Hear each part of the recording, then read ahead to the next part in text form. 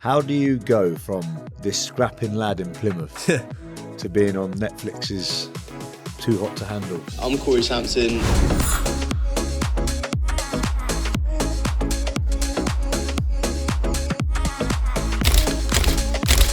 No man is free until they master themselves. Running from a genetic point of view, like we were all designed, like humans are designed to be like trekking for days to hunting. We need it. That's the key thing to being human, like a fit human being, is to be able to run. With my addictive personality, I get caught up in things quite easily. I think I'm just addicted to a feeling. The feeling I thought I got from drinking and drugs on the weekend and partying and the like having fun, what I thought was fun and how it made me feel, wasn't the feeling I was actually chasing. Challenging myself in working towards something, that was the feeling I really wanted.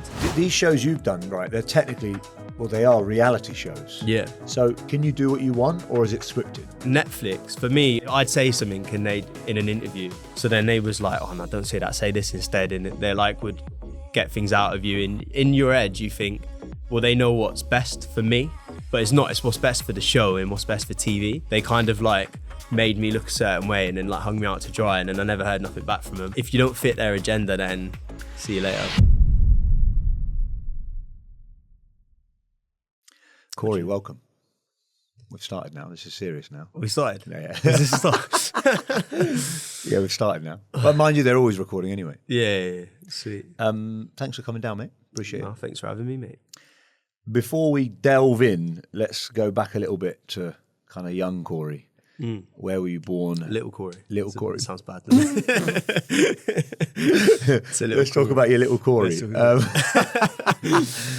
of like the early years, you know, childhood, growing up, like your memories. What was that like for you? So I grew up in Plymouth, which is probably not far off like here really, in terms of like size and being by the sea and that, seeing as we're in Bournemouth. It was pretty like normal. We didn't have like a lot. Like I didn't go on holiday till I was like 17. So I never went abroad except for like with my school to France on a ferry when I was like 14. I remember that. One of them ones like, but I had enough, do you know what I mean? Like my dad was a taxi driver. My mum kind of looked after us when we were younger. And then as we got a bit older, they started renovating houses a little bit and stuff. And I had like what I needed, but it wasn't anything like, Yeah, Plymouth. Is that a Navy base? Yeah, big, like. Quite rough, no? Yeah. From a scrapping perspective. When I was like coming into like going out and stuff, it was us in like either the army boys or the Marines and stuff. And we used to go like, and then there's a big rugby thing there.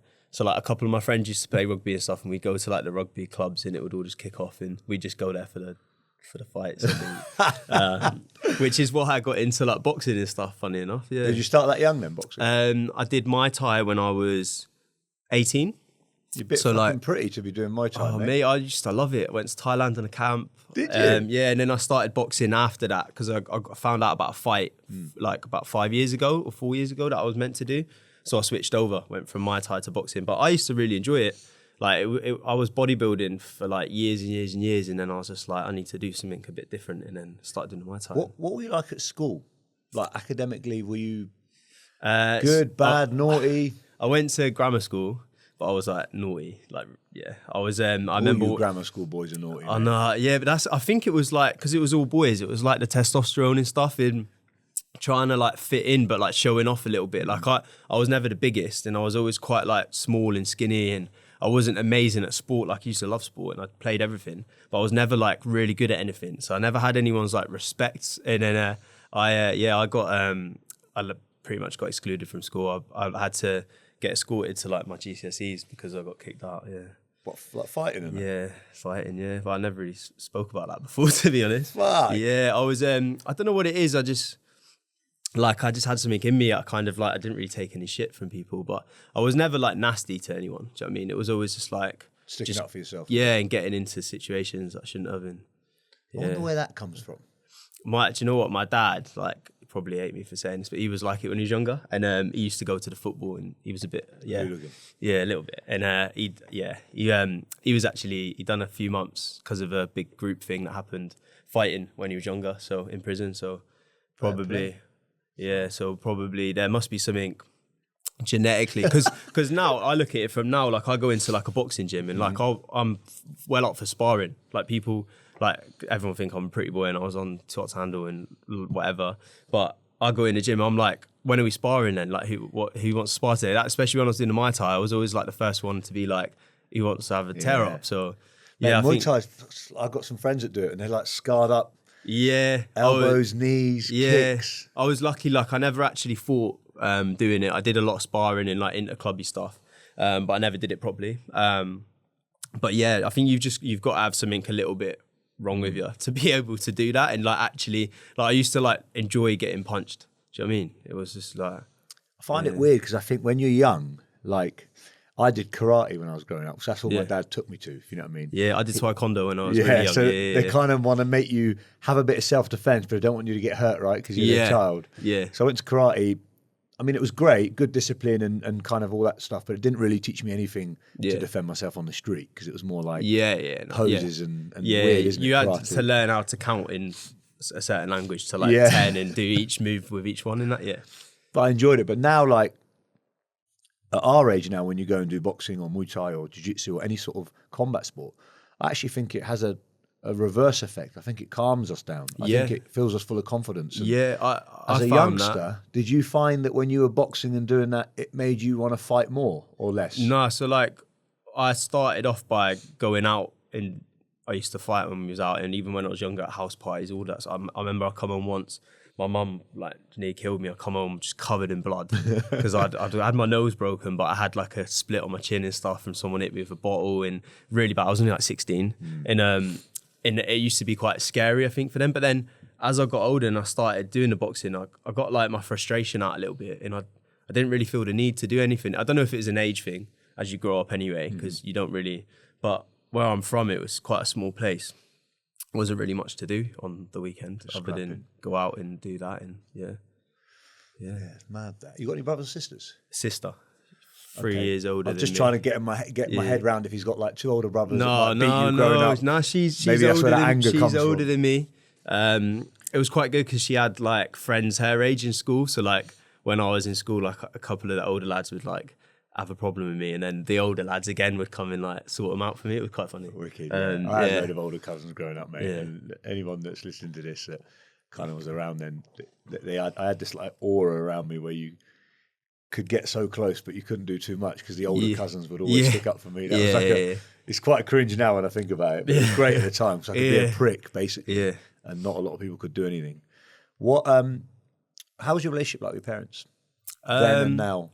So like my family, my dad and mum divorced. Like I was about 12. It's quite like a hard age, I think, quite impressionable age. But yeah, I never really had like, my dad he got a new missus, and we seen each other like quite a bit still, but it was mainly like my mum and my sister in the house. And then my mum was just like grafting, renovating houses and stuff, and I'd help out, and we'd literally live on a building site every year, swap houses after a year, and she's done really well now. She's got like a nice... Yeah, she used to do everything, mate. Like obviously when my dad and mum were together, they did it together, doing extensions. Like my dad pretty much did everything as well. Then like my granddad's an electrician, like friends that are plumbers, everyone just come together and did it. But yeah, my mum's done really well. She's got like a house in Cornwall now, looking out to the sea. Sick. Just renovated it, done another floor on it and stuff. And she does everything, mate. Knocks down walls, like strips wallpaper and stuff. Not just like the painting and decorating. She does everything, mate. She works harder than me. I think they instilled like quite hardworking, like that sort of work ethic into me and like drive, but like in a different sense, because I know like you can't just work yourself to the ground doing, so like I used to do like groundwork and stuff like that, and like you don't make any money doing it, and it's just hard work. So it's like you can work hard, but if you're going in the wrong direction, like at 100 mile an hour, you're not going to get anywhere. Do you know what I mean? So I've kind of got that out of it. Generationally, they're different as well, right? Yeah. Like our parents' generation, I always say this, they feel just a lot more like tougher and willing to kind of a bit more resilient to stuff. Whereas I feel like our generation, I mean, how old are you? You said you're 28 now, yeah? 28 in February, yeah. I'm 35, so kind of our generation, we're probably on the cusp, but the generation younger, they don't seem to have the same work ethic or toughness in a way. Yeah, I think it's... Not in a toxic way, but I think it's like when we was younger, it was still very outdoors, and like you learn by getting knocked down and then getting back up, and I think like everyone's getting a bit more like bubble wrapped as it goes on. And like the more like information we're given, the less like opportunity there is to like learn stuff yourself, because you just learn everything online. And like, do you know what I mean? I feel I think that's partly a lot to do with it. I think so. Yeah. So predominantly you've grown up from the age of 12 with 2 women in your life, right? Yeah. It's taught me a lot. It's made, you know what? It's actually made me in it. It's funny because like people probably look at me from like from a dating show, reality TV perspective, but it made me like respect women quite a lot. In like I wouldn't cheat in a relationship, like all of that stuff. Like I've grown up on seeing my sister get all this stuff done to her, or whatever. Do you know what I mean? And so it's put that into perspective for me. Yeah, it's not a bad thing, mate, is it? No, I think it's a really good thing. Yeah. Mad. So then you go from, were you always sporty, bro, growing up? Yeah. Pretty athletic? Yeah, like I was at school. What was your? I played football 7 years. Okay. But I was never good at it. So I was like, my dad like loved football and he always wanted me to play football, and like he made me play football, and I was all right, but I was never like that fit. And I remember like one of that, it's like a key memory. And like when I was coming back from Christmas one year, obviously my family are in London, a lot of them. So like we'd go up to London, I'd just eat everything, like come back. I was like running, we're doing laps. I used to hate the run inside, which is mad because now all I do is run. I used to hate the run inside of football. So we were doing laps, and I remember my manager at the time being like, Kori, you've eaten a bit too much in you. Like, like basically saying, because I had a little bit of a podge, I was quite skinny, but I had a little bit of soft belly. And obviously I was just unfit and I was struggling to these laps. And I've always remembered that. And like, honestly, after that, I started doing like 200 sit-ups every day. Like every day. Started doing 200 sit-ups. I was like 13, 14. By the time I was like in year 9 in school, I had like 6-pack. So it had a big effect on you. Yeah, it did. Yeah, it was a good thing. Like I think sometimes people like think, oh, like stuff like that can be detrimental, but I think it's helped me because it's obviously helped me in a way. How you kind of process the words that are put to you, right? You've taken that as drive and bettered yourself. I've gone like, I'm not letting someone say that again to me. Do you know what I mean? But yeah, then I've never been the tallest, but I started playing basketball, really liked it. Don't know why, I just fell in love with it. Become school captain, did that the whole of secondary school. Got harder as everyone was getting bigger, and I was still like 5'10" at the end and like struggling to get up above everyone. But I was really good at like dribbling the ball, and I used to practice for hours like on my own like that's what I've always been good at. Like if I enjoy something, I get addicted to it, and I'm like, right, I need to do this to get better. And every day I just put the work in. All or nothing. Yeah, so I did that, and then I ran my first half marathon. I was like 17. Did it quite decent time. It's off like hour 36. Then stopped running, bodybuilding, everything just carried on from there. So that was like a trend though, wasn't it? Yeah, bodybuilding. Yeah, the bodybuilding age. I feel like it's I feel like with most guys, I'm generalising, but it feels like a bit of a rite of passage. When you get to a certain age, you discover weights, and you think that the opposite sex or whatever you're into will like you more if you look a certain way, rather than acting a certain way. It's only when we get a bit older we think, what a fucking waste of time. I think in a way, yes, because like when I first started doing it, it wasn't the bodybuilding that I was looking at. It was more like the Hollister models, like 6-pack, quite a bit bigger built lads, like not really like proper Jimmy lads, but you could tell like they look after themselves, that sort of thing. And girls did like that, and I think still do to a certain extent. But then I got into the bodybuilding thing, and the girls don't like the like little pants, the fake tan, veiny, like, which is what I did. Did you compete? Yeah, I won a Mr. Plymouth at 21. No, I didn't know that. Yeah, I got that in the research. I know, there's some photos of me, like I'll get it off afterwards, of me just like shredded. I did local show, Mr. Plymouth.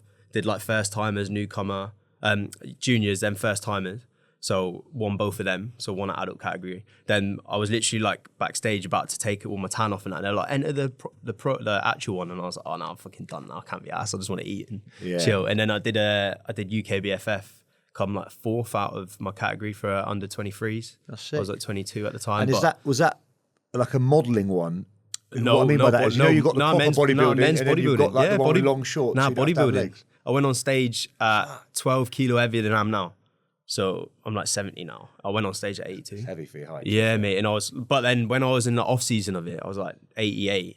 struggling to get up the stairs, like out of breath. I wasn't fit. And I was in the gym twice a day, but I was like unfit. I hated it. And it was just really unhealthy, sort of mentally coming off it. And so listening to all that, you can be quite disciplined then. Because bodybuilding, weighing your food and all that shit. Yeah. Do you know what though? I can get away with a little bit. I had a coach at the time, and I remember I was really disciplined with the time, like going to cardio in the gym. Then I'd do manual labor job, and then I was like training after work, shattered, go home, food prep. I could do all that, but like I was 3 weeks out from a show, and I was like, I'd eat a pizza, and then the next day I'd go in the gym, and he's like, have you eaten something bad? I'm like, nah.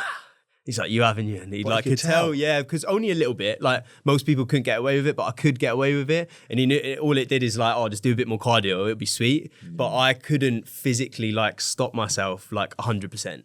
Like, because I knew I could get away with it. If I couldn't, I wouldn't have done it. But yeah, genetically, a bit gifted, that's the only thing with the bodybuilding. I found it a bit easier, but I struggled to put the size on. So yeah, I found it easier, but at the same time, it was a lot harder for me in certain aspects. Done on weight though, isn't it? Anyway, you compete in weight. I was just junior, so it's all under. So it could be anyway. Under 23 years old is junior, I think, at the time. So you could be 100 kilos. Yeah, yeah. Okay, some of the boys that were there, like, because I was at a lower end of it as well. I was only 21, 22. So like 23, 24, they're like giants, some of them. So yeah. So then from there, like, because I know we spoke about earlier, you became a personal trainer. Was that what happened after that? You didn't go back to studying? Yes, I went uni. So this was before the bodybuilding. So I went to uni I've done everything. I went to uni at 18, straight out of school. I wanted to move to London. So I got a place in like Middlesex Uni. The campus was it was a smaller thing for music. And I did it in East London. Was there for a year, but I didn't really enjoy it. And I used my student loan stuff to get a PT course while I was there. And then I dropped out, went back to Plymouth, started PTing. And that's when I started bodybuilding. Because I was just in the gym. While I was at uni, I was just in the gym the whole time. And I used to think like the gym would just solve all my problems. That was my kind of mentality. I'll just go to the gym and just sort myself out and whatever. How do you... what were you studying at uni? Music, but it was just a bit of a random one. Where's that come from? Do you have a bit of a dream to be like a producer music kind of vibe or singer? So we was doing like electronic-y stuff, but I went to like a music college from school. So like I did my GCSEs and stuff. I did all right, like as good as you could do, like 4 Bs and Cs or whatever. Not good for my school. It was probably bottom end, but still good though. Yeah, I just wanted to do. I didn't know what I wanted to do. I used to enjoy music and I like wanted to make music, and we learned a bit about like film and all that stuff as well. But yeah, I did a college course, went on to uni, and then dropped out.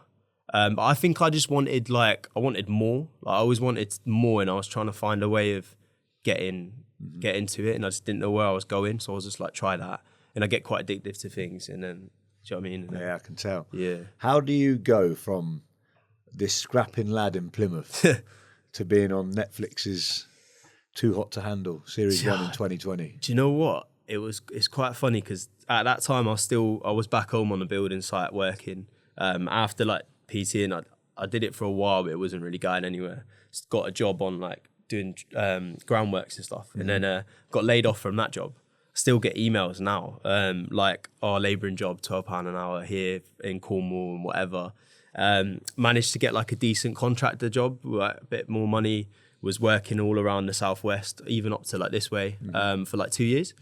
And at the time I was doing a tiny bit of modelling just because I was I'd lost a bit of the bodybuilding weight. I was still like tanned, had a 6-pack, was going Ibiza and like getting about. I had a couple followers on Instagram in there. I remember one of my friends, who actually done all my tattoos, was on Tattoo Fixes. Okay, yeah. And he was on the newest season of it, tattooing people. And one of the girls that was casting for that went on to get this new job for a dating show. Didn't know what it was, where it was like, didn't say it was on Netflix. And she'd have said to him, like, is anyone from Plymouth? Because it's like so like remote. Do you know what I mean? Like no one, you think it's a whole pool of people for like Love Island and all them sort of shows. She was like, is anyone back there that would be good for a new show on Netflix? And and then I had a call with them. They loved me. And then Love Island wanted me. And then it was kind of like pick and choose which one to do. At the time I was like, do you know what, Netflix could be massive. and then went to Mexico and Do you think you made the right choice? Only between those two shows, I mean. Yeah, so I was actually in Mexico when they finally rung me from Love Island, like, oh, you want to come on the show in June? And I was like, is it 100%? And they was like, we can't guarantee it. And I was waiting to go into this house in Thingy, so I was like, well, there's no way I'm going to go home to do that. To be honest, it's like, there's two ways of looking at it, because I think what I did put me on like a global map. And it's like we was talking about in the car earlier about demographic for audience and stuff. It's kind of made my audience not as monetizable in certain senses for like brands, like to work with now. So it's made some things harder. And sometimes Love Island, just having the label of Love Island makes you more desirable to certain things. But it also puts you in a box of pros Love and Island. cons. So there's pros and cons, yeah. And I don't really regret nothing like in life, to be honest. So whatever's happened for a reason. I was only on Too Hot to Handle for 2 episodes. I was in the 6th to the 8th. So that last 2 episodes of that first season. And I come out of it with more followers than some of the people that started it. And I've still got more followers than most of the people that started it now. I've got more than some of them that was on it the whole time. And so I can't say like, oh, I should have done this, because it might not have gone the same way. So you made a good impression, I guess. Yeah, well, probably. I think I made quite a bad impression, which is why. But well, good, bad PR, isn't it? Yeah, bad impression at the time, and then I've managed to like win everyone around. Or I hope so, anyway. With like X on the beach, and I think like just thinking what you said, I probably would have picked Netflix as well. Netflix feels global, as you said. Big. Yeah. Well, I did it on like numbers, innit? Like audience wise, I think like viewership for Love Island was so many million. I think Netflix was like 10 times that or 20 times that. Do you know what I mean? Oh, you put a bit of research into it. Yeah, at the time I was like, oh, what should I do? Because Netflix is like 50 million people. UK Love Island's like 9 million people or something max, like viewership. So in my head I was like, it could go really well. And then because of lockdown, everyone watched it, like Too Hot to Handle.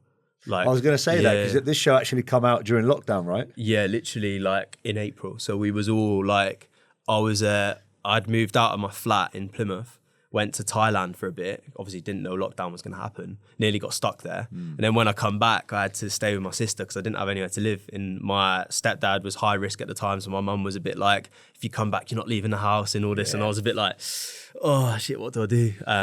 So I went to stay with my sister in Hertfordshire. How do you prepare mentally? Like, you're a normal lad, you're fucking working on a building site. Yeah. And you're about to go on to a Netflix TV show. Like, yeah.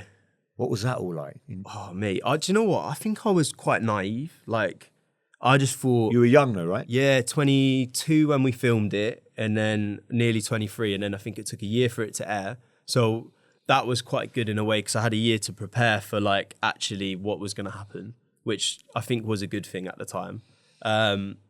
Because it's not live. Like, Love Island's quite daunting, I think, because, like, you're going straight into TV, everyone's watching you. If you make a wrong move, it's happened, it's done. But like, if you did it on this, I kind of could predict that it was going to happen. Or, do you know what I mean? Yeah. So I was kind of prepared myself for it. But the actual filming of it, yeah, I was quite naive. I was just like, oh, it's going to be sweet. Like, everyone's going to love me, like, blah, blah, blah. And then, yeah, because even when it wasn't airing, we was in a group message and all the other cast was a bit like, oh, it's taken so long to come out. Like, what if it doesn't do well? What's everyone going to do? Blah. And I was kind of always in the mindset of, well, regardless of how well the show does, I know I'm going to do well and there's more things I can do afterwards. So I wasn't ever worried, or I don't know why. I've just always had that like confidence. You were sort of not attaching your identity to that show, were you? Yeah. Which is kind of mad, because then it did do really well for me, like personally. Like, I'd done quite well off the back of it. So it's incredibly aware though at that age as well to not do that. Yeah. You know, not to be... Do you know what I used to be like? Because I read a lot. And when I was on site, I swear, my boss would probably kill me if he heard this. Like, my old boss on site, I used to do fuck all work. I used to sit there. Like, a lot of what we did was setting something carpet. We used to clean water treatment systems. So we used to clean the systems. But most of it was like unloading kit, plug it in, and then sit there for 5 hours and wait for it to do what it's doing. And like test it every now and then. So I used to sit there and read. Like, I'd read like 2 books a week. While I was on site, everyone used to laugh at me, like all the scaffolders, or like all the other boys walking through like the plant room, the plumbers, and I'd just be there reading like what kind of shit were you reading? Like all this like self-help books, but like Chimp Paradox or like Atomic Habits, all them kind of books that it's quite big now as well. I went through a You stage got on of them early, did you? I just rinsed all of them, mate. I've read everything. I swear down, I read everything. And it really helped me to like grow as a person, because I was surrounded by people, and I was kind of like, I didn't feel like I was meant to be there. I was like, I need more from life, and like, why am I still here? What am I, do you know what I mean? So I was kind of using the TV and like it coming out as a channel for me to go somewhere else. You were quite controversial at points. I know you already said that on that show, didn't you? Yeah. There was a bit of backlash, wasn't there? Yeah. Twitter was the worst. Yeah. I remember like, cause how did you cope with that? it was hard. The worst thing was like searching your name. Like that's the worst idea. Cause like, I think, especially when you go on TV, you've got this audience. Like now it's not so bad because most of my audience are there because they want to be there. So I don't get much hate. It's only when a video goes viral and loads of new people see it that you get any issues with it. So at the time, I was like searching my name on Twitter. And in a way, I was kind of like quite happy about it. But then it would be like, good comment. I'd ignore. And it's like, bad one. And I'd be like, oh, fuck's sake, like they've just said this and that. And it did get to me a little bit. But I've always been quite like tough-skinned with like things like that don't really affect me too much. I think anyone else in my position would have struggled with it more than I did. But yeah. Do you think that people struggle with those negative comments because they feel there's an element of truth in them? There's no smoke without fire, right? Yeah, so when someone's you can take aspects of it. Like there's certain things that like, when, I don't know, like I think my legs aren't good enough in the gym and someone would comment on that, and then but because I'm thinking it already, I'm like, fuck's sake, someone else is thinking it. But realistically, 9 times out of 10, like no one's looking at you from the same way as you're looking at yourself, because no one really cares that much. And people are a bit nasty, but they actually don't really, it doesn't affect them. It's not going to change their lives whether you're this or that. So yeah, you've just got to take it all with a pinch of salt. I think putting yourself in that position, you're going to get stuff like that, and you have to be like prepared to take the good with the bad and just get on with it. Is there one particular comment or tweet that sticks to your mind? Good or bad, funny or negative? Nah, I can't honestly remember. I remember there was, but I can't remember any of it anymore. I feel like it's like 4 years ago now. 3 years, yeah. And mind you, no, you filmed a year before. Yeah, 5 years when I filmed it, but then when it comes out, no, we filmed, what was it like? Come out in 2020, isn't it? Oh, did it come out 2020? Yeah, we must have filmed it in 2019 then, yeah. April to April it was. We filmed April, it came out April. But then, yeah, then I done X on the beach, and I didn't get no hate, no bad. So everyone was just like more like, felt sorry for me because I got mugged off on there a little bit by, I don't know, and I just looked like I just looked like how I am, and it was very like, it was quite a good reflection of myself. So, so yeah, I kind of just forgot about it all. Maybe I've blocked it out. Maybe it was quite traumatic and I've just got rid of it. Bro, how do you balance like your personal life, your public life, your private life? How do you balance all of that? Young lad, been on a couple of shows, maybe not so much now, but maybe at the time. Do you know what? Like, I don't know, like I struggle with that. I separated. I'm nothing like you in terms separated it quite a lot, to be honest. Like I've kind of had my online sort of persona. Yeah, and then me. But then as I'm getting older, I am just more like quite transparent on there. But I don't really like go into like my personal life too much. I don't post things like someone's, even if it's birthdays and stuff, I don't really like post like people's birthdays, like, oh, this, or like if someone like, my granddad died a few months ago, I didn't post anything about it other than being like, oh, I'm going down to like Plymouth and whatever. Like I didn't actually like talk about it. Because, like, I don't know, it's not really, I don't feel like that's what it's there for. Like, I guess it's what your brand is, right? So if you're keeping that as a strictly like a personal brand that's based around fitness and well-being, you kind of don't need to drop that stuff in. Yeah, like I wouldn't say like I am, like, I'm not different in person to I am online. Like I'm not at all, but like I have certain things that are private, and they're private for a reason. Like if I had an issue in my relationship, that stays in my relationship. I don't even share that with like friends and stuff. So I'm not going to fucking start posting about it online or sharing quotes like like slagging someone off because of the way I feel. I detach my emotion from social media, but then there's certain things from my personal life that I have to talk about on social media to show relevance to why I am the way I am and stuff. Do you know what I mean? Yeah, I do. It's incredible. As I said earlier, you're that aware of it. Yeah. You can detach that. Yeah. Because I think that's the hardest thing. You get sucked into this kind of life, don't you, on this little device Well, that we like carry around. people comment on when I do like stuff with my missus, like matching outfits or like us on holiday looking really happy. Everyone's like, oh, like it's just a facade. It's all like you're only showing the good. Why don't you show the bad? And it's like, because the bad parts of my life are like private. I don't have to show you that. And I don't care if people think social media is fake just because you show good bits. That doesn't mean it's fake. That just means we're showing the good side of it. I don't have to show you the bad side of it. You can believe whatever you want, but like I'm not lying about anything. I'm not like doing a fake persona. It's just here's the good stuff. Here's me celebrating this and going through certain things. Obviously, I do show little bits of bad stuff now, more to do with like me physically with like injuries and stuff like that, because that's all quite relevant to what I do. So I feel like we post the best 5% of our lives anyway. Most of us, right? Yeah. Like if you look through someone's grid now, it's almost like a catalogue, isn't it? Yeah. Especially if you're trying to build some form of brand, you know.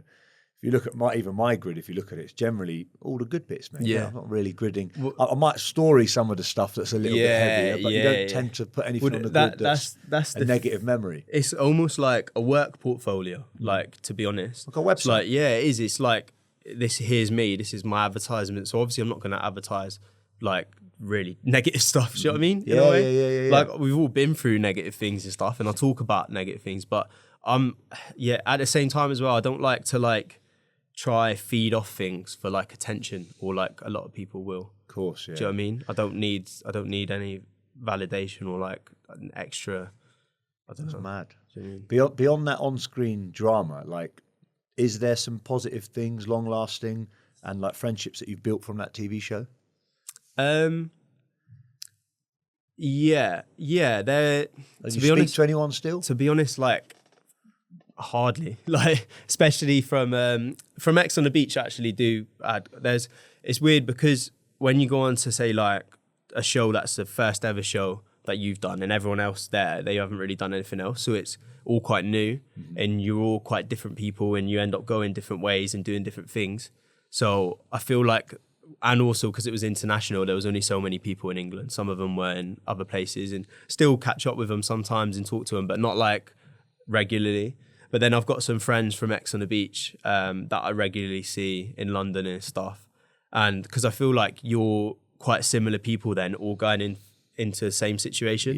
So it kind of like you find a lot of common ground. And I think I have gained a lot. I gained everything from it, to be honest, like my career and what I'm doing now. Like I wouldn't be doing anything I'm doing now if it wasn't for it. So I'm like really grateful that it happened. But like I wouldn't go now and do another dating show.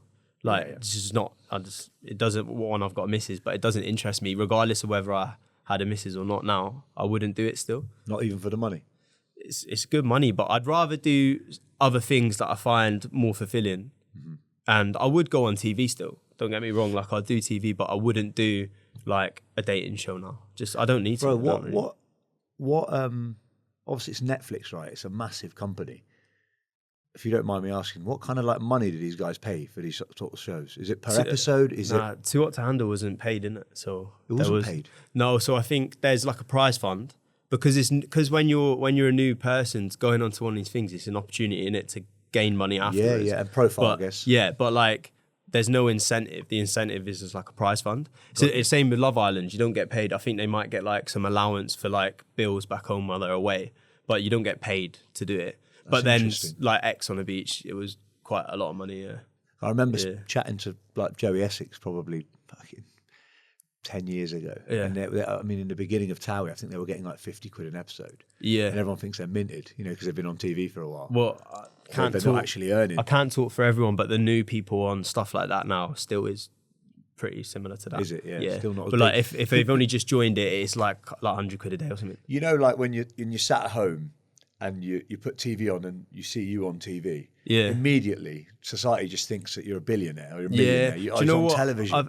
Tommy Mallet talks about this quite a lot. Yeah. And I think he was saying like when he was on Towie and that, and he had like a nice watch on, he said he was skint. He said he was struggling to like get like to and from filming and stuff because he was like showing off like all this money, but he didn't really like have anything at the time because it was like that like certain people was doing better than others, and he said he was like really struggling with it mentally and stuff. And I think I can't remember what he was saying about how his dad was like, just sell your watch and then like start a brand, and then he done really well with Mallet.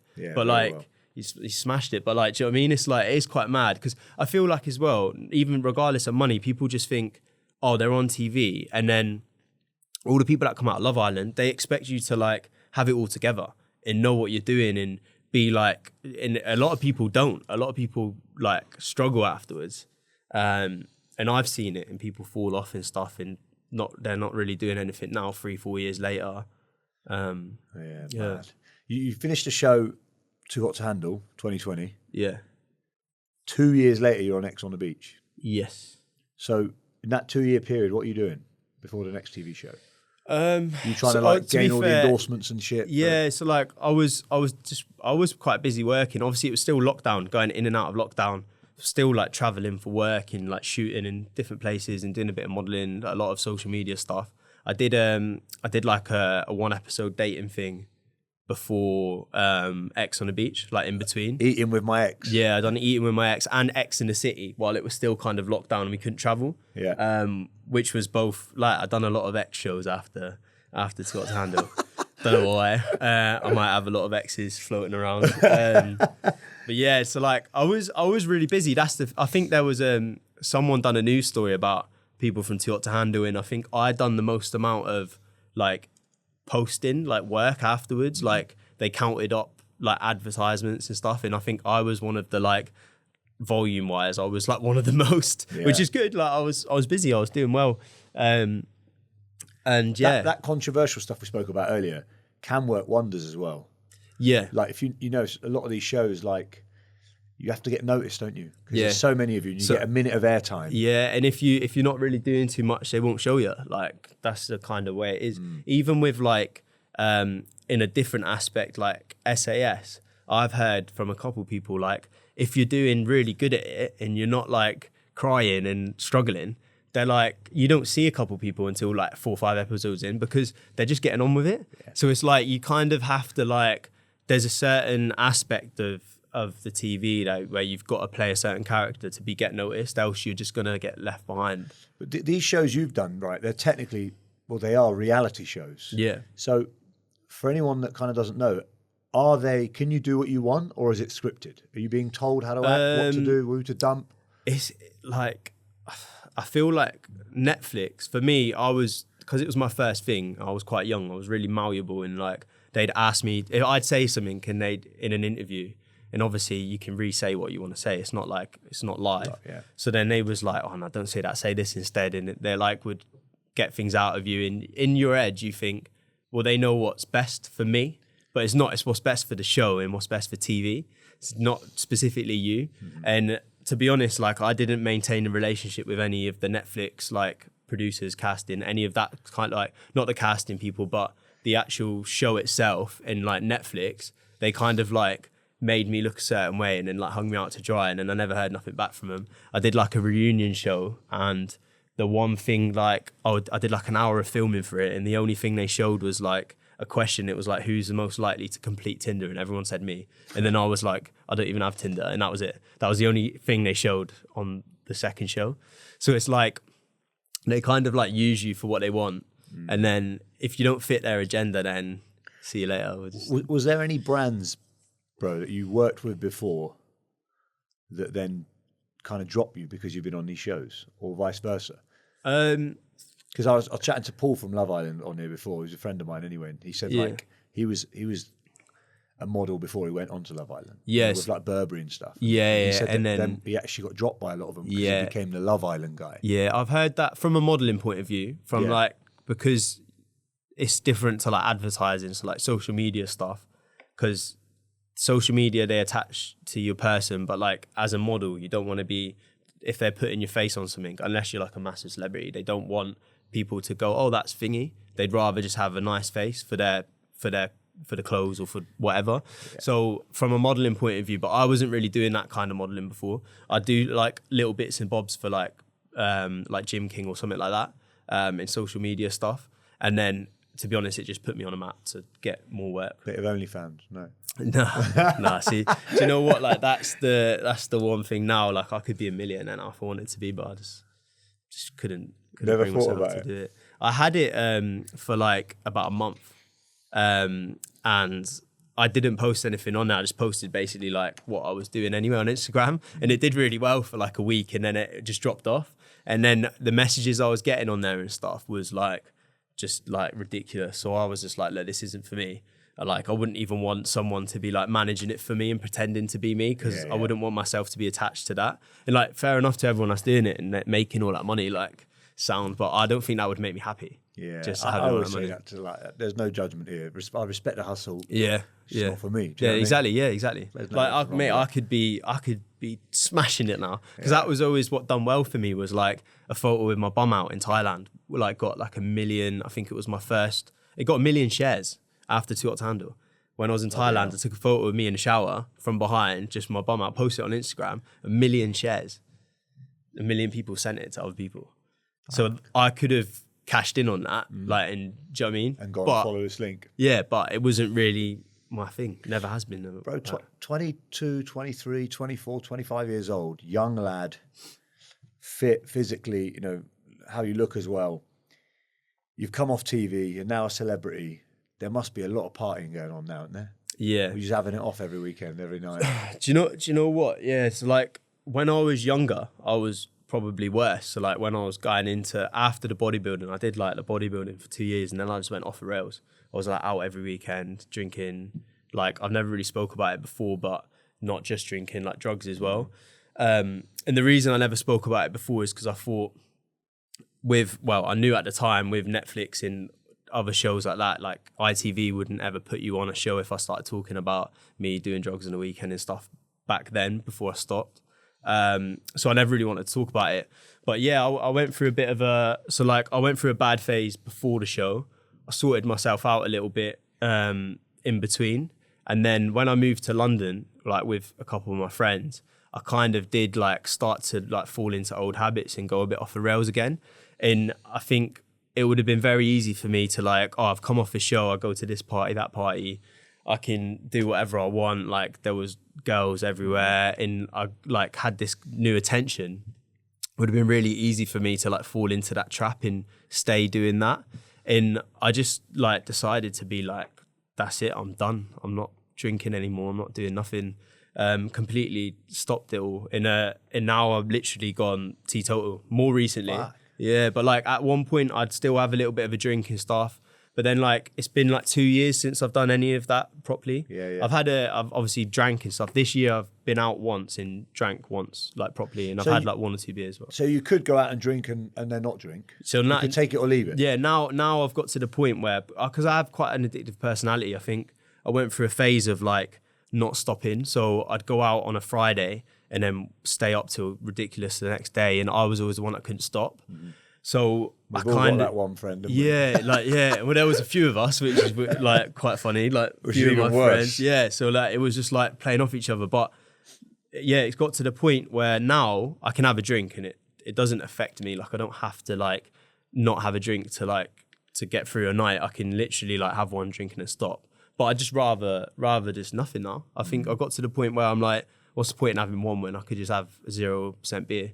And just kind of live by a better standard in what I want from myself, and because that's kind of what I like. I want to practice what I preach, really, and I know the benefits of not drinking and doing all the other stuff.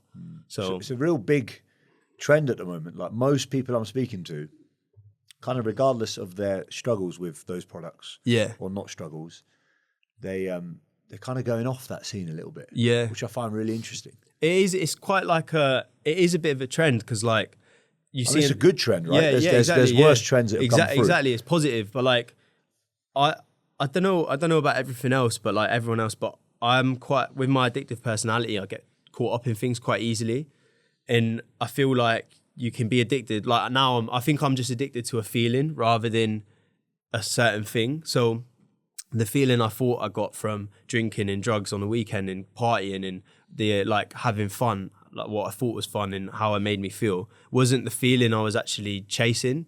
The feeling I get now from like being outside and like you talk about that stuff, or but like running and like challenging myself in working towards something and like discipline and the freedom that you get from that was the feeling I really wanted.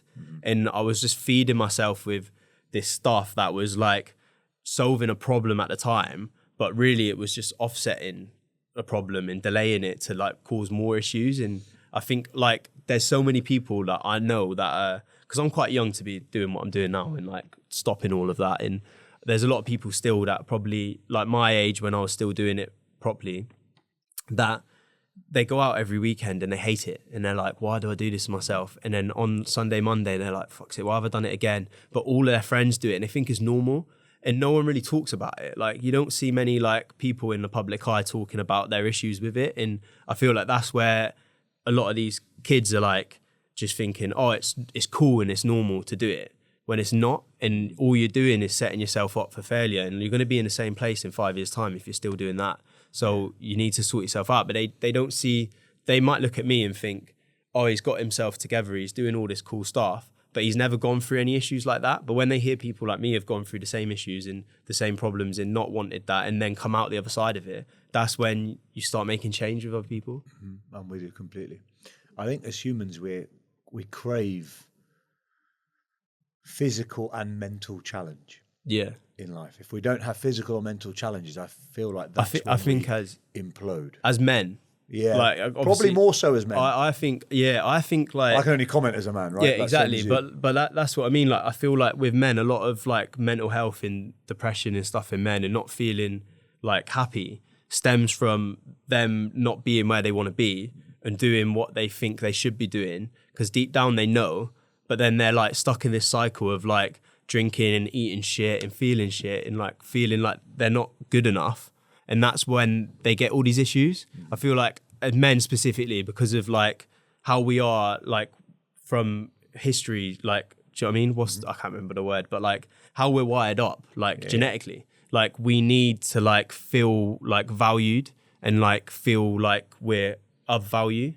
So that's where I think a lot of that stems. Like we 100%. Need to be challenging ourselves and doing more and like stacking all this evidence of what we can do, because that then makes us feel like we're accomplishing something. And like people like put like labels on it with like money or like status games, like that sort of thing. But realistically, it's like it's different for everyone. But that's what we want. We want to be like value. Do you know what I mean? There's a lot of pressure from society as well. Yeah.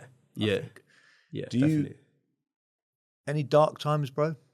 You know, like drink, partying, kind of like within your mind, coming off the show, maybe getting off the boil a bit. Do you know what? Like into fame, I used to get anxiety and stuff in like I used to feel like I wasn't like good enough and where I wanted to be. But I realized that it was like the drink and the drugs that was giving me that problem. But then also I was getting that issue. Like I'd go out and I'd be like, I'd get like an anxiety attack, but I'd like be out in a club, but I'd be sober. And then I'd be like, oh, if I do that, I'm going to be like able to talk to everyone and have a good time. And then it was just a repeat cycle. Confidence piece. Then. Yeah. And I always. Which is mad because you come across really confident. I know, mate, now I do, yeah, but I never have been. Like I've always struggled with it, even at school. Like I always used to like try to fit in.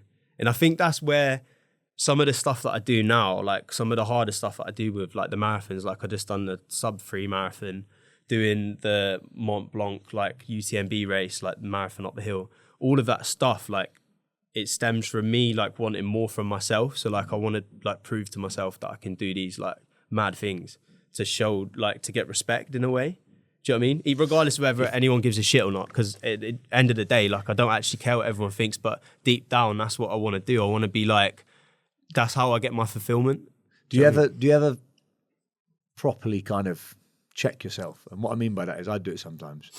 When I say that I'm doing good and it's for the community and it's for that charity or that you want to better yourself, do you ever like think, am I actually doing this to better myself, or do I want to be known as the guy that does the thing? Yeah. Do you know what I mean?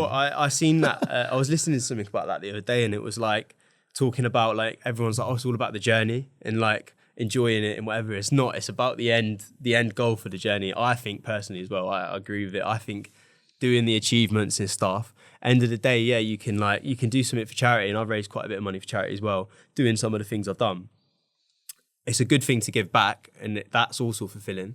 But I just want to like prove a point in a way. That's the main thing I get from it. Yeah. In a selfish way as well. Like it's good to be a bit selfish sometimes. I was having this conversation with someone else the other day. I mean, you say selfish, right? But is it selfish if the end result is a net positive? And what I mean by that is like, if I want to be the guy that goes out and does X and raises a load of money for that charity, am I doing it because I genuinely care about the work that charity does, or do I want my profile to look like the good guy that does the right thing? Yeah. Do you see what I mean? Yeah. And whether that's selfish or not selfish, you could argue you're still helping. Yeah, the end is a net positive because someone's having, a better life experience because of something you've done. Yeah. And the bonus product of that is your profile. It's people thinking you're a good dude. This is a battle I have in my head quite a lot. Like, am I genuinely a good guy, or am I a fucking raging narcissist? They done it with that Mr. Beast guy, the YouTuber. Yeah, he went to Africa and he built like 100 wells, but he filmed it all, and then they were like, yeah, but you're just doing it to like, you've spent like some money from your business, you're offsetting some tax, and you're just like doing it for more views. But like, he's helping fucking thousands of people in Africa get clean water. So who gives a shit if it's going to improve his profile and he's like tax deductible, all that stuff? Like it doesn't matter. Someone's still gaining from it. Yeah. I think it's a bit mad when people like film themselves like feeding like the homeless, stuff like that, because I feel that specifically quite like degrading to them, to the person, especially unless you like, mate, could I film something like I'm gonna, do you know what I mean? And still, I wouldn't ever do that. But like helping people, like one of my friends, like I'm going to see him after I told you about this. He broke his back. In his job, he cuts trees. His best friend since primary school. He fell out of trees, broke his back in 3 places, his neck. He's in hospital. Basically said that he probably won't walk again. So he's in a wheelchair. And he's really positive. Like he's proper positive, and it puts a lot of things into perspective. But he's basically in hospital. He was back in Plymouth. Now he's up here. And he was like, I don't know what I'm going to do now. Like I ain't got any legs. Like, I'm not going to be able to walk. Like he's in a wheelchair. Luckily now he's getting a bit more movement back and stuff, and it's looking quite positive. Maybe in the future, who knows? Like I think he just needs to believe and hope for the best.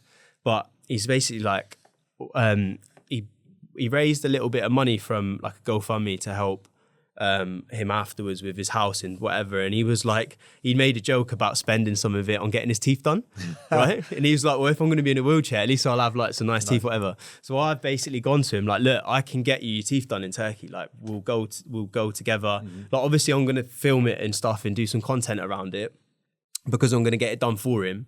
But like at the same time, it's like, yeah, I'm helping him. And it's for him, he's going to have nice teeth at the end of the day and a tan when he gets back, whatever. And he's gone through a fucking hard year, and it'll be nice. It'll be a nice thing to do. But at the same time, I'm going to gain from it slightly because I'm doing a nice thing and showing it, like I'm taking my mate to get his teeth done. Do you know what I mean? Like, but if you look at it from that way, then no one's ever going to, like nothing's ever going to get done. And so like social media is here to stay now. So if you are doing something to benefit someone and it benefits you as well, then fair enough, isn't it? Yeah, no, I hear you. Yeah, it's just funny how that's all changed. What are you doing now, bro? In terms of like, we touched on it in the car, but income-wise, obviously you're not on television anymore. What's like your main thing now? Yeah, what's your main kind of? Yeah, so like I've had a few chats about TV and stuff quite recently about more things, but it's been nearly 2 years since X on the Beach dropped. 22, yeah. Well, yeah, 2 years. Yeah, like 2 years in February. 2 years since I filmed it. It was literally like now. It was like October time. But yeah, mainly from social media. I've got like influencer stuff. Yeah, so like doing the influencer stuff. I've got my own app. I've got my own hair brand. I saw that. Yeah, a few different things. Like just trying to do more. What's that unisex hair care brand? Yeah, like not gel and that. Sea salt spray, hair oil, like. Oh, sick! And it all smells like banging. It's like kind of like inspired from like nice aftershave, like Oudi smells. Okay. And then because a lot of hair products, especially for men, was like strawberry flavored, like whatever, and it's like doesn't go with everything else. Do you know what I mean? So I kind of made something that's quite like a nice looking thing, still leave on your shelf. Like my miss is really fussy and she likes the branding of it and stuff. Do you know what I mean? So it's not something like you take off the shelf to take a photo for and whatever. It was just it kind of happened. All right? Yeah, it's all right. To be honest, it's like, it's a lot harder than you think setting stuff like that up. And regardless of whether you've got like 1 million followers or whatever, selling a product is hard. It isn't just like, isn't as easy as it used to be either with influencers and stuff. So I always find it's so much harder to break someone's habit than you think it is. Yeah. You know, like the first time when we opened the first gym, we were like, oh, it'll be wicked. People will come here. But you forget how habitual a gym is to especially a lad. You go to that one gym, you park in the same space, you use the same bench press and the same dumbbell. For someone to say come and train here, it like puts you in a tiz. It does me anyway. And that's what you're trying to do. Like hair products is something that people don't change. Once they've got it, they use it. Yeah, exactly. There's no reason to dabble into something else. So like I've got that, and I've got the hair, and I've got the app in the like coaches. Is that the wake up and move? Yeah. So now I'm trying to like, that's been around for like a year, and now I'm starting my own run club, and I'm trying to take it like I saw that on a bit more of like a community vibe for it. Adding in some like, because it doesn't actually do running programming on it at the moment. It's more like weight training, a bit of like circuit based stuff, like a bit hybrid, but no running, and then diet.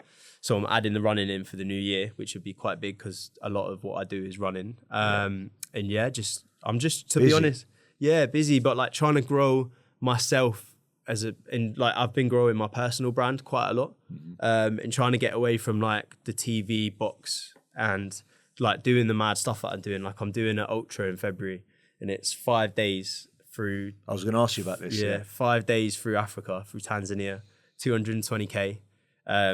80 kilometers is on my birthday, and then 50 to finish the day after. Fuck. It's gonna be mad. But how many people doing that? So it's an actual race. It's Ultra X, the company. They do some in the UK, but their main thing was like multi-day, like in like cool places.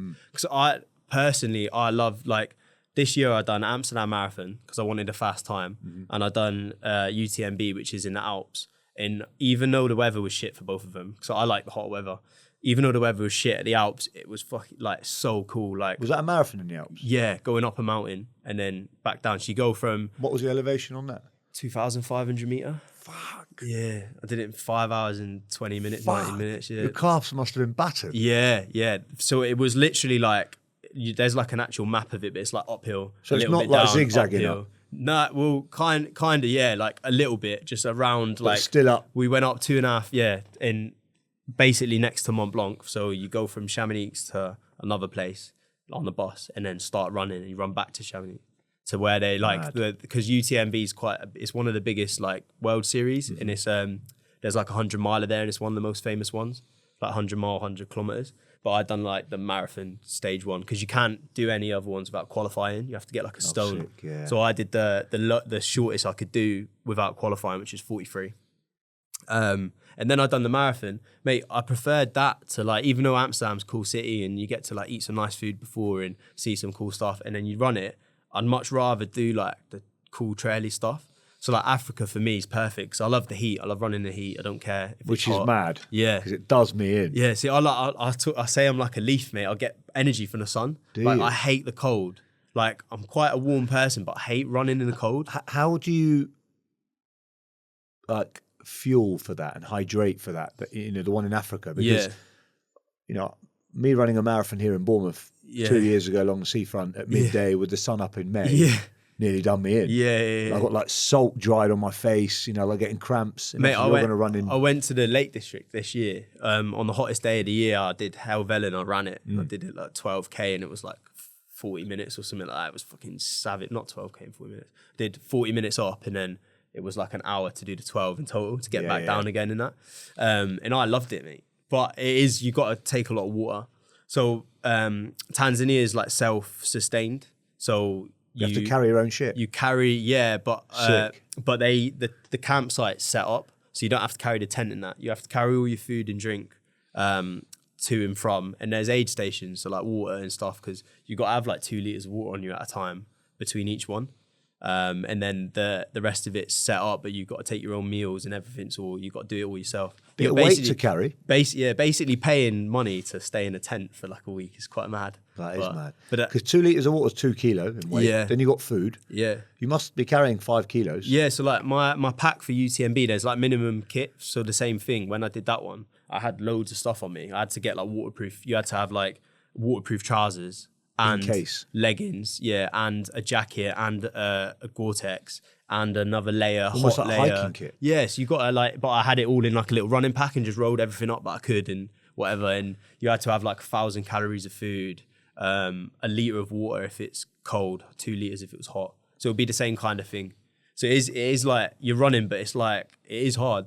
They're mad, them challenges. Yeah. They're the ones that excite me, because I feel like over the last 3 years, I've done a lot of the stuff I can do just like in my town. Yeah. Do you know what I mean? Like run here, jump here, cycle there. But I think like a lot of it stems from just like, I just want to like do the adventure side of it as well. As I'm getting older, like I've never really been into like, I love like the walking and hiking and doing the mountains, and like I've done like 3 Peaks and Yorkshire Challenge and all that stuff.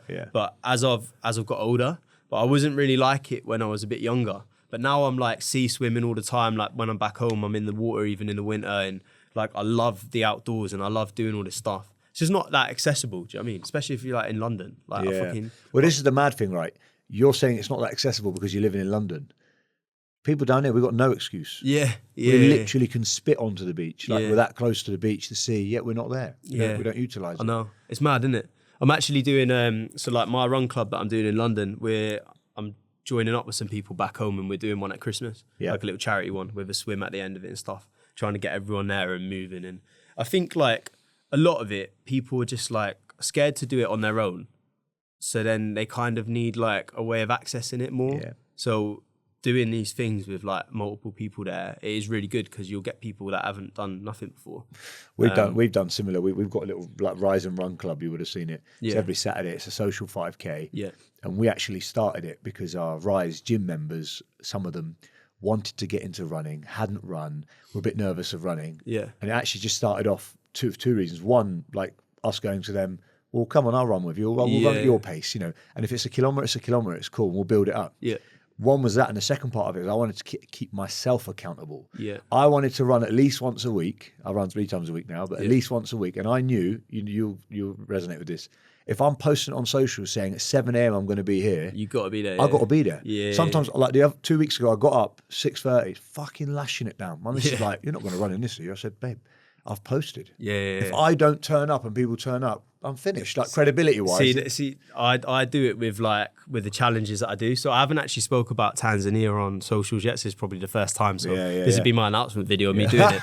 But now, like, I'm injured at the moment. I'm not running. Like, this is my first run back on Saturday. I ran 2 kilometers for a charity thing last week, which was intervals. So it was like ski, row, run. So I did 2K, my first 2K in 6 weeks since Amsterdam. So I'm not physically fit to start running, but I'm doing this ultra in 4 months' time, which is 220K, which is way longer than I've done before.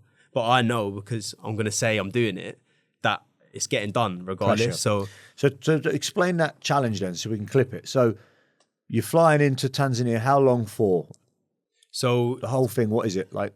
Yes, so it's 220K. So it's multi-day. So there's like, it's like 5 days in total, but it's 50 kilometers a day. One day you go up Kilimanjaro and back down. Fuck. 80K on my birthday, which is the second last day, which is the longest day. And then 50K to finish, which has a little bit of elevation. But the start of it's a bit up and down, quite hilly as well. I think you get 3,500 elevation across a week. So it's not like as intense as UTMB. But then you stay in a tent 5 days. Like, obviously you can shower with like, I don't know, buckets of water or whatever. But like, I've never done anything. I ain't even camped since I was about 14. So it's going to be an experience. What's the longest you've run so far? In one go? Well, technically Amsterdam Marathon said I ran 43 kilometers, which is more 43 and a half or 44, which is way longer than a marathon. Yeah. Which is why So you've never done 80K in one go? Nah, mate, nah. But so if I hadn't been injured, I was going to be doing a 100-kilometer charity thing this month, but I couldn't do it. So I had to we're going to do something different next year, probably something bigger. But there's a local guy who lives around here, Chris. He owns a company called Beyond the Ultimate. Oh, yeah. When you, after this show, check that out. It's fucking mental. He does like 2, 3, 400 kilometer races through like the Antarctic and all the real extreme stuff. It's quite expensive. Is that the one that yes. they do one in the Amazon? Yes, they do. And someone recently did one. Who was it? I can't remember. Was it Spencer from Made in Chelsea? Maybe it was him. Maybe that was Beyond the Ultimate. But he's a local lad, lives here. Oh, no way. That organises it. He runs it himself as well, but he's the one that organises it. So like the one I'm doing, Ultra X, is similar. Like they've got a setup. They do like, one of their main ones is Jordan for 5 days, or they do Tanzania. They do like Morocco and like cool places. Like I just wanted to do something, like I couldn't think of anything worse. Like people, like I look at all the running challenges and people go, oh, you do like Land's End to John O'Groats, which is England. I couldn't think of anything worse than running up and down fucking like running through like the north of England and stuff in this weather that we get. Like Yorkshire and that. Yeah, that's like, it doesn't interest me whatsoever. Like I love running, right? And I love the way it makes me feel. And I love working towards something in what I get out of that. And I feel like there's a really good quote and it's basically like, no man is free until they master themselves. And I think stuff like that is like, love that. You need to do that to be able to master yourself. You need to be able to do that. I think running from a like a genetic point of view, like we were all designed, like humans are designed to be like trekking for days to hunting. We need it. And I think anyone that can't run, I think you're doing yourself a bit of, especially if you go to the gym and stuff, you're doing yourself a bit of disservice, because that's the key thing to being a human, like a fit human being, is to be able to run. Or at least a walk outdoors. Yeah, at least be able to like to walk for like a long distance, like, because even that, I think to be honest, walking a marathon could take like 10, 12 hours. I've done 3 Peaks was a marathon. Hard. Mate, 12 hours of walking was worse than running it for 4 hours. I'd rather be running for 4 hours than walking for 12. I'm the same. Do you know what I mean? We just did a hike on Saturday, 36k, whatever it was, from Lulworth to Swanage. Yeah. And I honestly, sometimes I'd rather run. Yeah, the hike to get it done quicker. Fucking long. So I find it hurts mad. me more as well. Yeah, I find it mad when people run a like the UTMB one. I think someone was taking like 9-10 hours. I felt sorry for them, because that's 10 hours on your feet. It's fucking savage. Pounding. Like to do the You know what I was going to ask you, bro? These challenges you're doing, obviously you're getting to quite some height, and I think it's over 2,000 meters. We could experience altitude sickness. Yeah. So 2 things. One, did you experience it with that mountain one you did? Yeah, it's not. I didn't, to be honest. Do you know what? The only time I have is when I went skiing and I went up the ski lift for the first time to the highest bit, and I felt a little bit sick. Where was that? Just in like Val d'Isère, sort of like in the Alps. And I've loved skiing, by the way. I think that's about 2,000 meters, isn't it? I think we started at 2,200, so went up higher than that. Fuck yeah, the place where the actual place is 2,200 or something, or 2,000, like where everyone starts. So it was way higher, but it's because of the speed you're going up. But like when I was like hiking up, like I didn't really feel that. But I actually went to a place in London called the Altitude Centre. We spoke about it earlier, and done a load of training, so like beforehand, because I wanted to just make sure I was like prepared, because that's what I always do. If I've got something happening, like for Tanzania, I'm going to do like heat chambers, so like running in a room that's just at temperature, because obviously I can't train for the heat here. And then hopefully going to be in Turkey for a week while my friends, and I'm going to use that as like a bit of a training camp, and I'm going to do a multi-day run, like run every day while I'm there, get some heat in some hills. Where in Turkey do you go? That's my neck of the woods. Where's that? Is it Istanbul? I think the place we're going to go is in Marmaris. Marmaris, okay. Because I think there's a couple options, but I think Marmaris looks we have quite a house in Marmaris. I've been to Kalkan. For my cousin's wedding, and I went to Antalya before. I was just curious. My first holiday with my mum was when my mum's nan died. She got a little bit of money, like inheritance. She took us to like a 5-star in Turkey. It was my first proper holiday. I think it was like 17. It's good value for money. It was then anyway. Kalkan was really cheap. Where I stayed in Kalkan for the wedding, like because I flew from Dubai, and my breakfast in Dubai in the Palm Jumeirah was like 40 odd quid a day. I think my whole bill for like breakfast and lunch at my hotel was like 40 quid for a week. Mad, isn't it? For like 5 days. Like one breakfast was more expensive than the whole bill for like the food. That CO2 VO2 place, where the oxygen place you went to, that chamber. Yeah, the same place Nims went, isn't it? Yes, it was. Yeah, because he was talking about that. So, what's that like? So you're sitting on a bike, you're on a treadmill, you've got a mask on. So they've got like a few different things. So they do VO2 testing, which is where you run with a mask on, and to find out your threshold, which is actually really good if you run just in general. I'd like to do that. Yeah, it tells you where your like zone 2 is, like literally where it is, like not where you think it is or where your watch says it is, like zone 1, zone 2, what your max heart rate is, what your threshold is, so what you can run at to maintain over time. So like mine's like 165. So if I keep my heart rate at 165, whatever pace I'm doing, that's going to be like easily like maintainable. Yeah. Like so like endurance. when I ran Amsterdam on Strava, it said I did it 257, or I did it in 303 in the end, but I've done like 44 kilometers somehow. Like that, so it works out your threshold. So like what you should be running at and what pace. So like it's like that's like a 4-minute 10 kilometer, that 165 for me. But it also told me like my VO2 max, which was like 69.6, which is high. Is that good? Yeah. It like higher the number the better. But if you look at What's it like go top up to, top 100? 1%. Nah, like I think elite athletes are like 70s. Okay. So I was better than I thought it was gonna be. But they also do, so they have a chamber that's at like 2,000 to 3,000 meters. And then they've got some like watt bikes in there, and they've got some treadmills. They've got one of the treadmills that goes right up as well. So you can literally like hike it. It's like people that do Everest and stuff go in there and they'll practice, and then they've got, they had another chamber which was set higher, but now they've turned that into the heat room. And then they've also just got like a little gym area where you can put a bag on with a mask, and that can put you up to like 4,000, 5,000. So I did some blood oxygen testing for that. Yeah. So we done like... Was it low, yours? Did it drop? Mate, mine stayed quite high. I think like near 90, which is what, if it goes below 80, it's bad.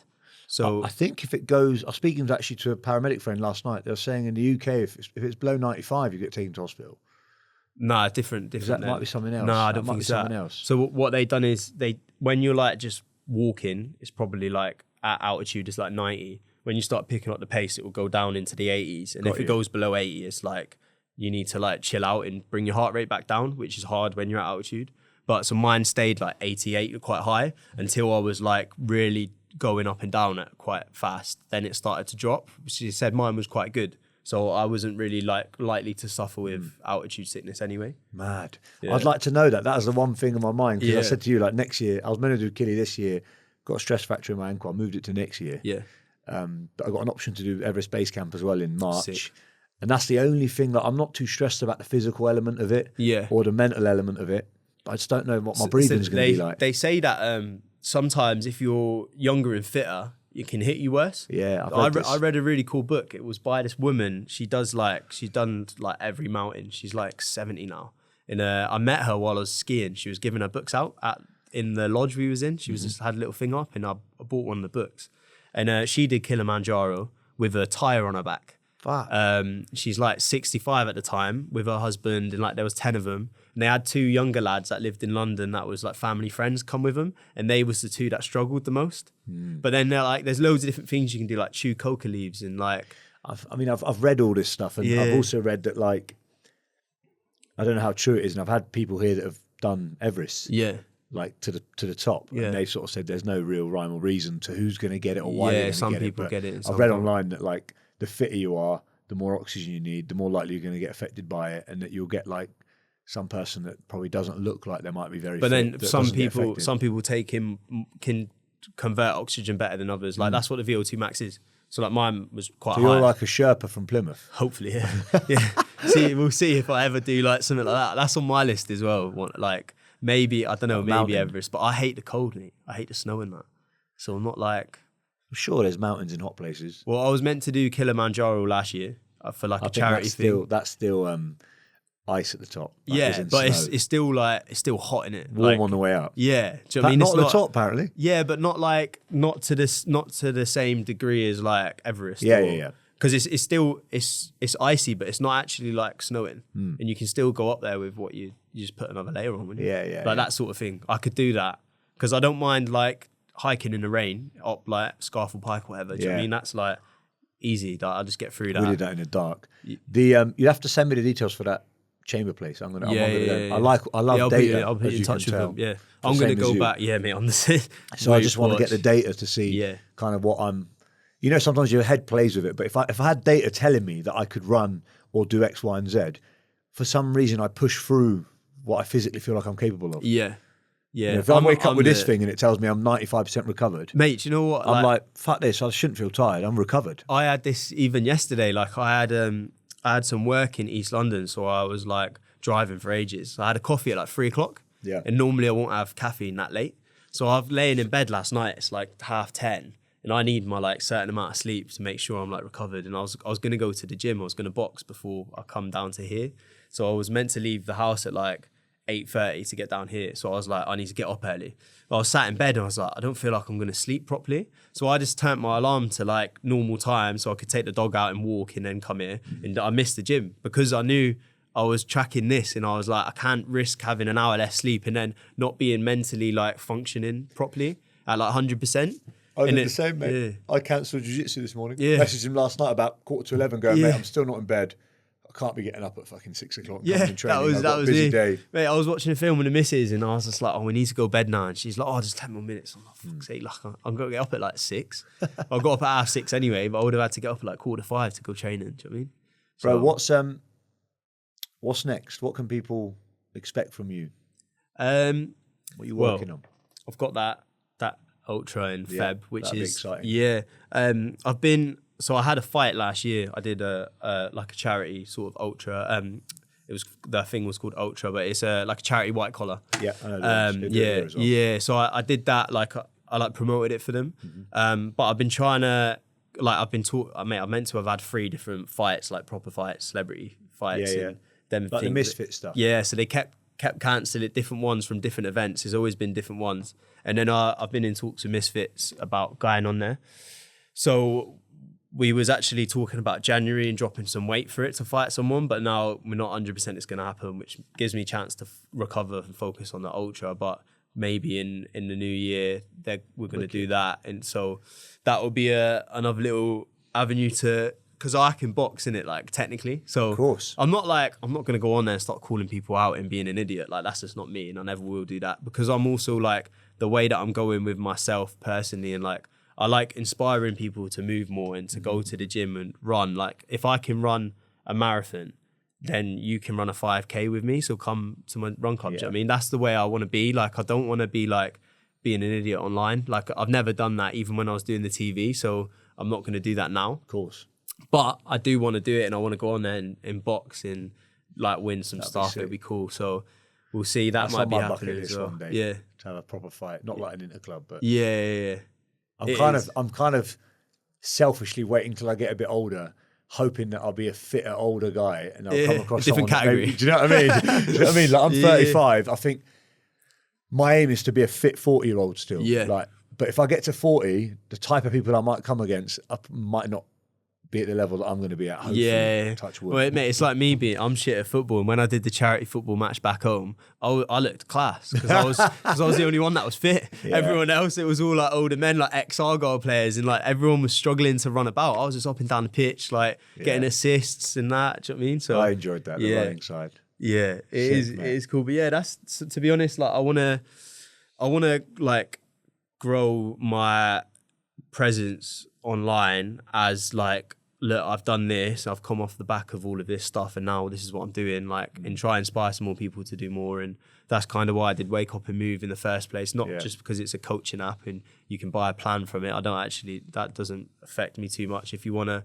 improve yourself and we can help, then that's cool. But the whole idea of it is just to get more people doing more, moving more. So I respect that, bro. Yeah. I've seen some of the transition online, like you're all promoting well-being and living and getting outdoors and exercise. You can't go wrong with that. Yeah.